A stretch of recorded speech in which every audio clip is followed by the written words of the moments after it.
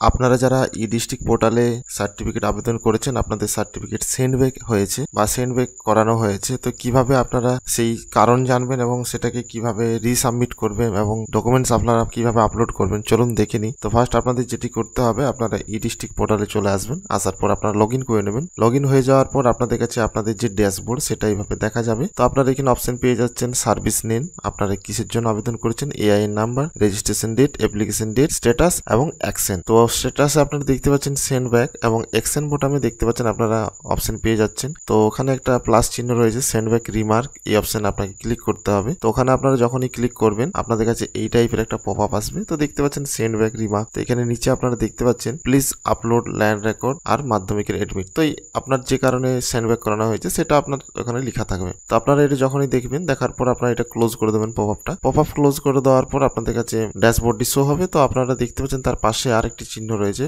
পেনের মতন, ওই যে অপশনটি রয়েছে ওই অপশনে আপনাদেরকে ক্লিক করতে হবে। তো ওখানে আপনারা মোবাইল বা কম্পিউটারে যেখানে করবেন আপনারা ওখানে মাউস কার্সার নিয়ে ক্লিক করবেন, বা আপনারা ওখানে মোবাইলে করলে আপনারা টাচ করবেন। তো ওখানে ক্লিক করার পর এডিট কেস আসার পর আপনার যে বেসিক যে ইনফরমেশন যেভাবে আপনি অ্যাপ্লিকেশন করেছেন সেই সমস্ত ডিটেলস আপনার দেখা যাবে। তো ডিটেলস গুলো আপনারা ভেরিফাই করবেন এবং সেভ নেক্সট এই অপশনে আপনারা ক্লিক করবেন। সেভ নেক্সট ক্লিক করার পর আপনার কাছে আবারও অপশন আসবে, আপনার ইনফরমেশন গুলো প্রিভিয়ার হবে। তো আপনারা আবারও নিচে স্ক্রল ডাউন করবেন। স্ক্রল ডাউন করার পর আপনারা সেভ এবং নেক্সটে আবারও ক্লিক করবেন। ক্লিক করার পর আপনাদের কাছে যে অ্যাড্রেসের অপশন সেই অপশন আসবে। তো আপনারা ভেরিফাই করে নিয়ে আবারও নিচ দিকে এসে আপনারা সেভ এবং নেক্সট এই অপশনটাতে রয়েছে সেটাতে আবারও আপনারা ক্লিক করবেন। তো ক্লিক করার পর আপনাদের কাছে আরো অপশন আসবে। তো এখানে দেখতে পাচ্ছেন আপনার যে আদার্স ডিটেলস, কি কারণে আপনি ডোমিসাইল সার্টিফিকেট বা আদার্স যে সার্টিফিকেটের জন্য আবেদন করে সেটা করেছেন। তো ইনফরমেশন গুলো আসবে। আসার পর আপনারা নিচের দিকে স্ক্রল ডাউন করবেন। স্ক্রল ডাউন করার পর দেখতে পাচ্ছেন এখানে সেভ বলে যে অপশনটি রয়েছে সেই অপশনে আপনাকে ক্লিক করতে হবে।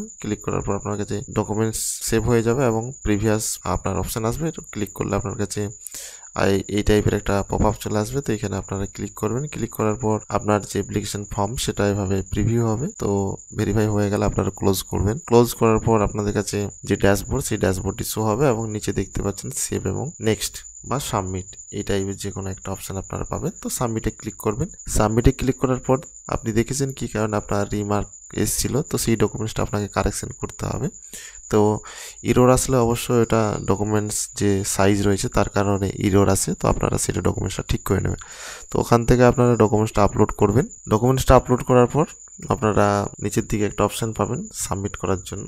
তো সঠিকভাবে আপনারা অবশ্যই ডকুমেন্টস আপলোড করবেন, তার সাইজ, ফাইল নেম এগুলো আপনারা প্রপার একটু দেখে নেবেন। দেখার পরে আপনারা ফাইলটি অ্যাটাচ করবেন, নাহলে কিন্তু আপনাদের কাছে বারবার একটা ইরোর আসতেই থাকবে। তো যাই হোক, আপনারা ফাইলটি এভাবে দেখতে পাচ্ছেন অ্যাটাচ ফাইল, ওখানে আপনাদেরকে ফাইলটি অ্যাটাচ করতে হবে। অ্যাটাচ করার পর আপনারা সেভে ক্লিক করবেন। সেভে করার পর আপনাদের কাছে ডকুমেন্টস আপলোড ডান এই টাইপের একটা পপ আপ চলে আসবে। আসার পর দেখতে পাচ্ছেন এখানে অপশন রয়েছে ব্যাক, সেভ, প্রিভিয়ার, সাবমিট। তো সাবমিটে আপনাদেরকে ক্লিক করতে হবে ফাইনাল সাবমিট করার জন্য। তো ফাইনাল সাবমিটে ক্লিক করলে আপনার কাছে সাবমিট অপশন চলে আসবে এবং এইভাবে আপনার কাছে একটা পপ আপ চলে আসবে কি কারণে আপনি আবেদন করছেন তার ইনফরমেশন এবং এআইএন নাম্বার এগুলো চলে আসবে। তার পাশেই দেখতে পাচ্ছেন ডাউনলোড অপশন, আপনারা ডাউনলোড করতে পারেন, নাহলে ক্লোজ করে দিতে পারেন।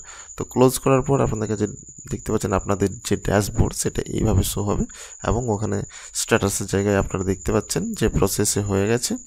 এবারে নেক্সট যা স্টেপ রয়েছে সেটা ব্লক লেভেলে ভেরিফাই হবে। ব্লক লেভেলে ভেরিফাই হওয়ার পর এসডিও লেভেলে ভেরিফাই হয়ে যাওয়ার পর আপনার ডোমিসাইল সার্টিফিকেটটা হয়ে যাবে। তো বন্ধুরা, আশা করি বুঝতে পারছেন কিভাবে আপনারা রিসাবমিট করবেন আপনাদের ডকুমেন্টস। তো ভিডিওটি যদি ভালো লাগে অবশ্যই একটি লাইক করুন, বেশি বেশি করে বন্ধুদের শেয়ার করুন। আর আপনি যদি এই digital point YouTube channel first time visit করছেন তো চ্যানেলটি অবশ্যই সাবস্ক্রাইব করে পাশে থাকা বেল আইকনটি অবশ্যই অন করে রাখুন পরবর্তী আপডেটগুলো পাওয়ার জন্য।